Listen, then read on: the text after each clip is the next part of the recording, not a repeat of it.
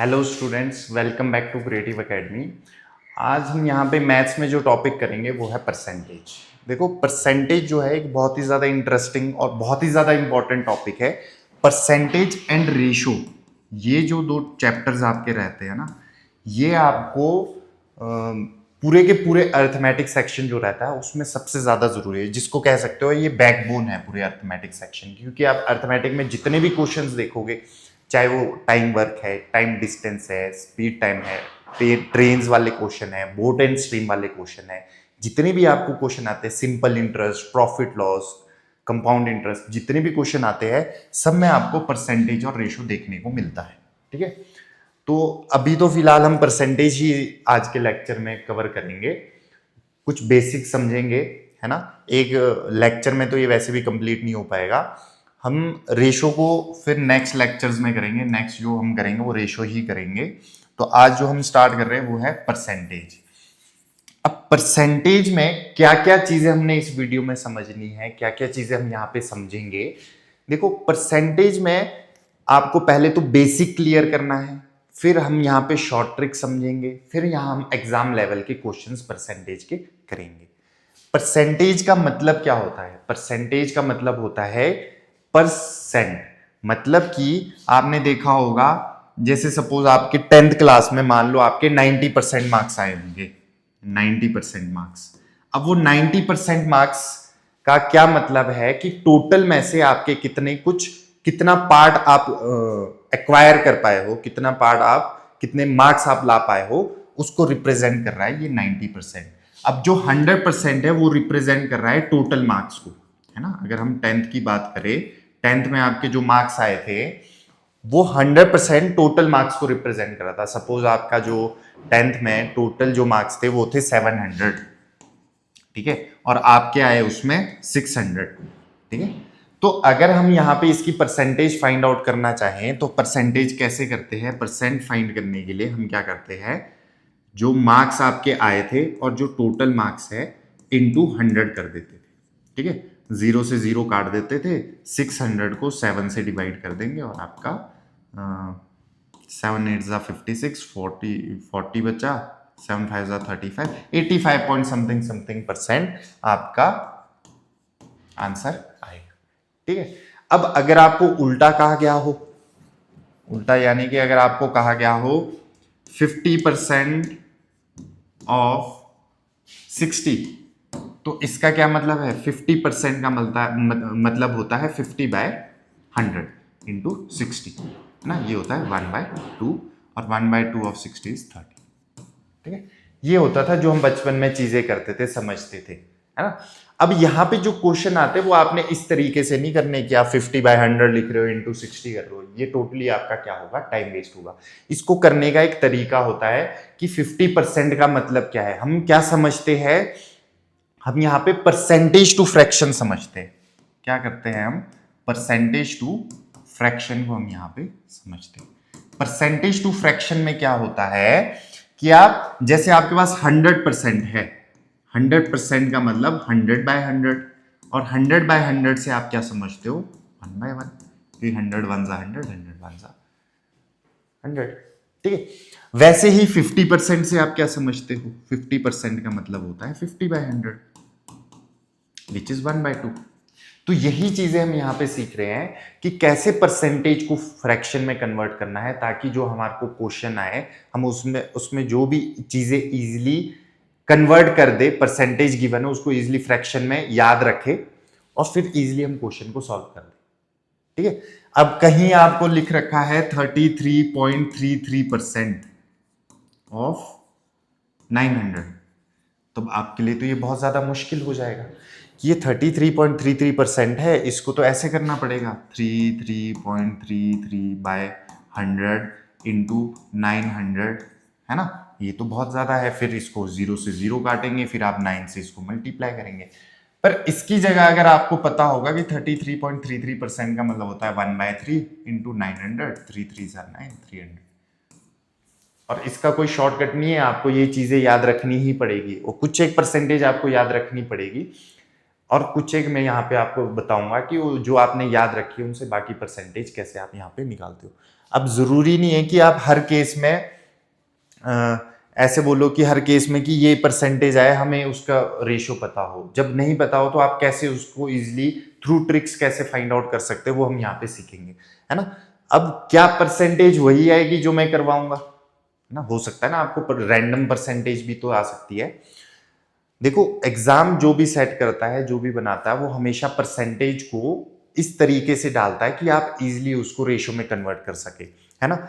अब यहाँ पे जिन बच्चों को कन्वर्ट करना आता होगा वो तो इजीली उस क्वेश्चन को अटेम्प्ट कर देंगे, बाकी क्या करेंगे उसको स्किप कर देंगे। फॉर एग्जाम्पल अगर आपको लिखा हो 28 4/7%, सपोज ये लिखा हो, अब जिसको यही नहीं पता ये क्या है, ऑफ मान लो किसका लिखा है 700, तो उसके लिए तो ये बड़ा मुश्किल हो जाएगा। पर जिसको पता है कि इसका मतलब क्या होता है 14 2/7 का डबल, है ना, तो उसका डबल 14 2/7 होता है 1/7 इंटू 2, ये हो जाएगा 2/7, 2/7। तो इसका मतलब ये होता है 2/7 ऑफ 700 कितना होगा 100। तो ये आपको आना चाहिए। उसके लिए मैंने यहाँ आपको एक टेबल दिया है। इस टेबल में क्या है, आपको सारी परसेंटेज टू फ्रैक्शन कन्वर्जन दे रखी है। जब हम इसको ध्यान से समझेंगे, जैसे हमने 1/1 को लिखा है, 1/1 होता है 100%। 100% क्योंकि होता है 100/100, ये आपको ध्यान रखना है। वैसे 1/2 का मतलब होता है 50%, ठीक है। वैसे 1/3 होता है 33.33%, डन। और 1/4 25% होता है, 1/5 20% होता है, 1/6 16.67% होता है, 1/7 14.28% होता है, 1/8 12.5% होता है ना। तो ये आपको लगभग लगभग 1/20 तक याद होनी चाहिए। उससे आगे ये जरूरी नहीं है, उससे आगे हम आपको निकालना सिखाएंगे कि कैसे आप इनको फाइंड आउट कर सकते हो, ये बाकी रिमेनिंग, है ना। ये सारी की सारी याद करने की जरूरत नहीं। अगर आप यहां तक इतनी तो 20 तक तो आप याद करनी ही पड़ेगी, अदरवाइज नहीं तो आप ये नहीं कर पाओगे।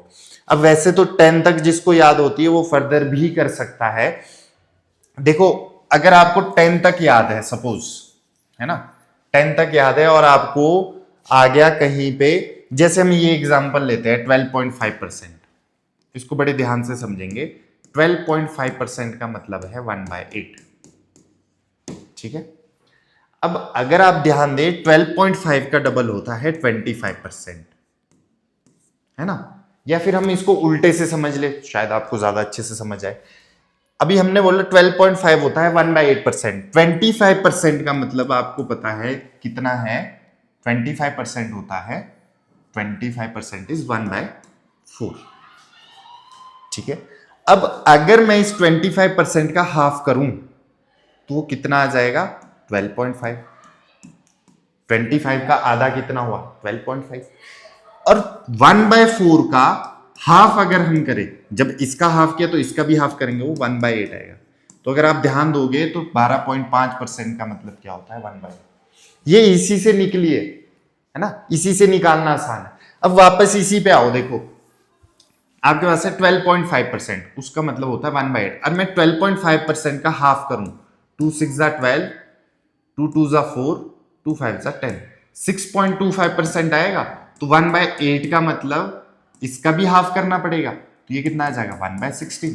तो 6.25 का मतलब क्या होना चाहिए 1/16 होना चाहिए, 1/16,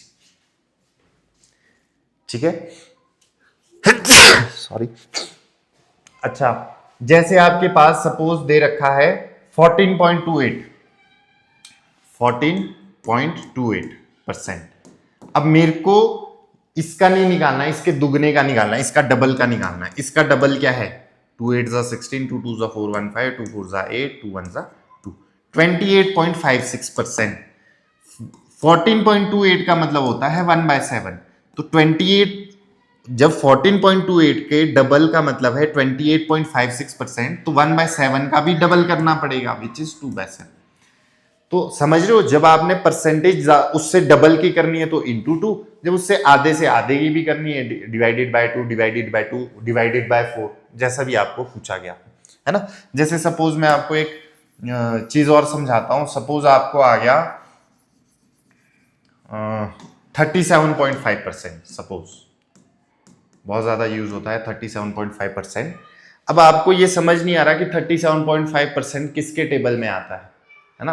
आपको अगर ये चीज समझ नहीं आ रही, अगर तो आपको दिख रहा है कि 37.5% 12.5 को 3 टाइम्स प्लस करके है, या फिर 12.5 का 3 टाइम्स है 37.5%, अगर आपको ये दिख गया तब तो बहुत अच्छी बात है। अगर आपको नहीं समझ आ रहा तब भी मैं आपको एक सेकंड तरीका सिखाऊंगा इसको कैसे आप फाइंड आउट कर सकते हो, फ्रैक्शन में कैसे कन्वर्ट कर सकते हो। 12.5% का 3 टाइम्स हो गया 37.5%, तो 12.5 होता है 1/8, इसका 3 टाइम्स हो गया 3/8। अब या तो ऐसे कर लो, या फिर क्या कर सकते हो, आपको पता है कि 37.5% आप इसको ब्रेक कर दो, 25% और 12.5% को मिला के बनता है, ठीक है। 25% का मतलब है 1/4, 12.5% का मतलब है 1/8। इसमें एलसीएम लेने के लिए आप बेसिस इक्वल कर दो, इंटू टू कर दो, 8 आ जाएगा। तो ये आ जाएगा 2 + 1 विच इज 3/8। दोनों में से जो भी मेथड आपको सही लगे वो यहाँ पे आप कर सकते हो। अब आपने 37.5% समझ लिया।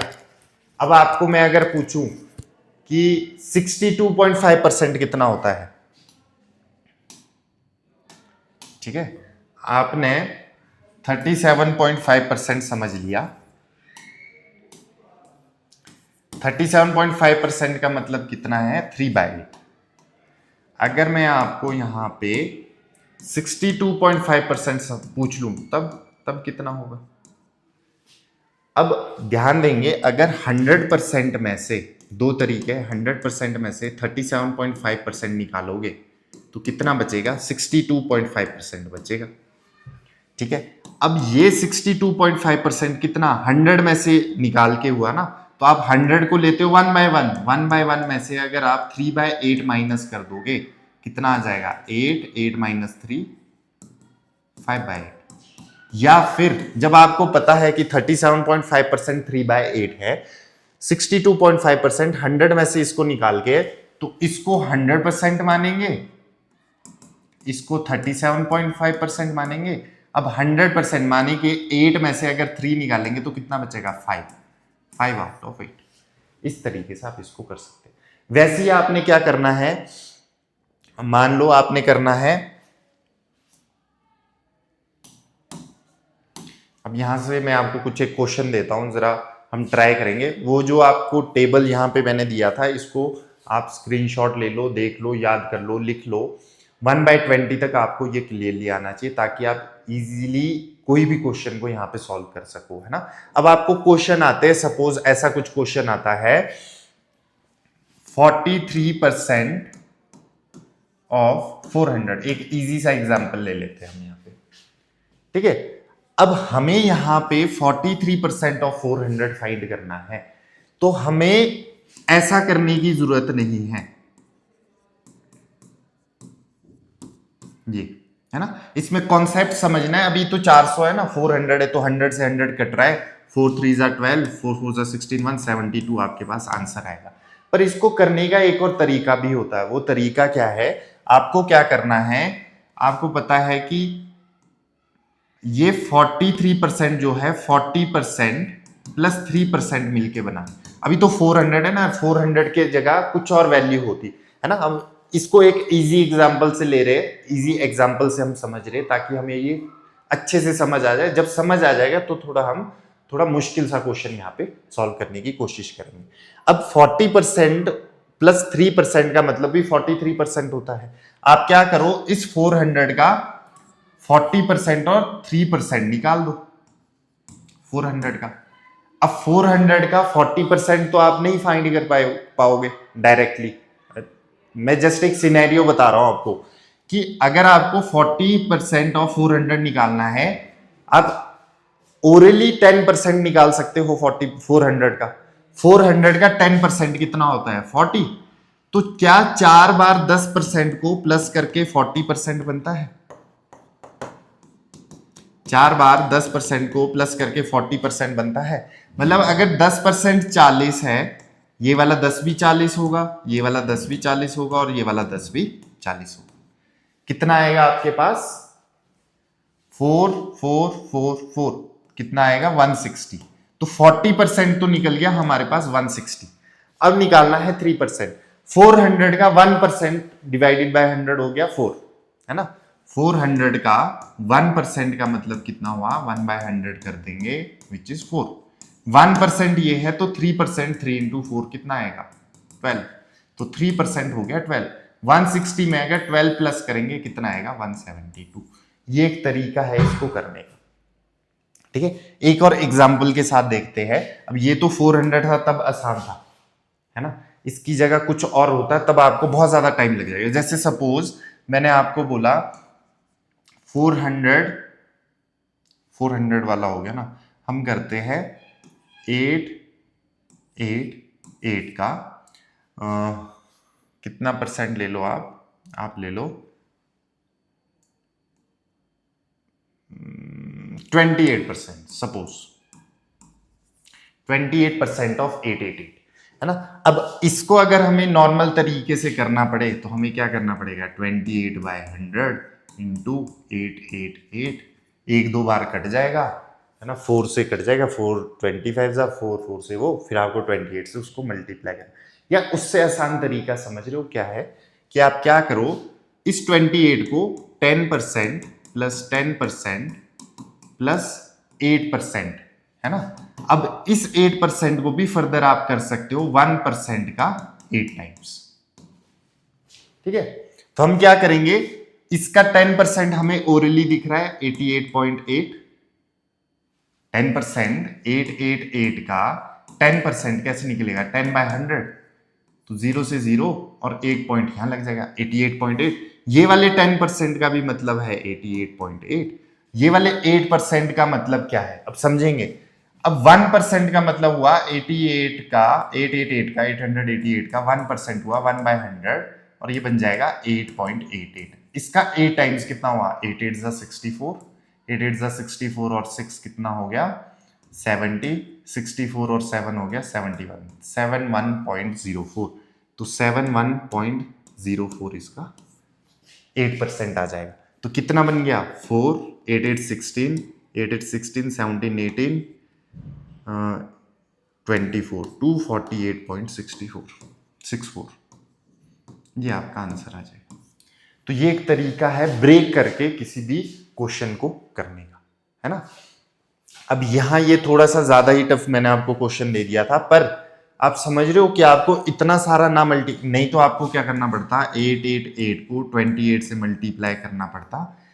जब आप ये मेथड समझ जाओगे तो आप विद इन सेकेंड्स ये चीजें कर लोगे, है ना। अगर मैं यहाँ आपको सिंपल सा एक एग्जाम्पल बताऊं, मान लो आपको यहाँ दिया है 40 भी हो गया ना, हम लेते हैं ऐसे ले लेते हैं 54% ऑफ 999 ये दिया। अब देखना आप कितना टाइम लग रहा है। 54% 50%, ये मैंने माइंड में ही कैलकुलेट कर दिया। 50% प्लस 4% है, ये हमें लिखने की जरूरत नहीं है, ये मैं बस आपको दिखा रहा हूं कि 50% और 4% को मिला के आपके पास क्या बनता है? 54% बनता है। अब 50% 10% का 5 टाइम्स है और 10% इसका 99.9 है, ठीक है। 10% ये है, 5 टाइम्स कितना हो जाएगा? 5 9 जा 45, 45 और 4 49, 45 और 4 49, 499.5 ये आ गया 10 टाइम्स, ठीक है। अब 10 टाइम्स ये आ गया। अब आपने 4 टाइम्स निकालना है इसी का। 4 टाइम्स होगा, 2 पॉइंट इधर आ जाएंगे, इजी है। अभी जो हमने किया था वही चीज की है कि इसका 1/100 निकाला है, पॉइंट यहां लग गया 9.99 का 4 टाइम्स। 4 9 जा 36, अच्छा इसको यहां नहीं लिखेंगे अभी पहले। 4 9 जा 36, 36 39, 36 39 399.96 ये आ जाएगा। 6 9 5 14 18 19 9 10 13 4 5 539.46 ये आपका आंसर आ जाएगा, ठीक है। तो इसी तरीके से ये क्वेश्चन आप यहाँ पे सॉल्व करेंगे। अब सपोज आपको दिया जाता है और चीजें समझते हैं। अब बोला जाता है आपको 75% ऑफ